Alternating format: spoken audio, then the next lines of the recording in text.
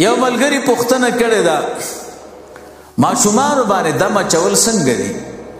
یو ماشوم مریض شي څوک ورباندې دم واچوي نو دا صحیح ده که نه؟ محترمو دم اچول په ماشومانو دا سنت طریقه ده. دې کې د رسول الله مبارک صلی الله علیه وسلم قول او فعل دواړه دی. خو زه به تاسو ته چونکې زمونږ او ستاسو مقصود اختصار دی نو د ناصر الدین البانی کتاب دی را سره سلسله احادیث صحیحه دا ما سره څلورم جلد دی او صفحه دا یو کم څلوېښت. دې کې د رسول الله مبارک صلی الله علیه وسلم حدیث ذکر کوي. نبی علیہ الصلوۃ والسلام یو کور ته ورغی او ماشوم جړل. رسول الله مبارک صلی الله علیه وسلم ورته فرمایل ولی ژاړي؟ ولی مو دمونه بد سترګو به وهلی نو دا دم کوي.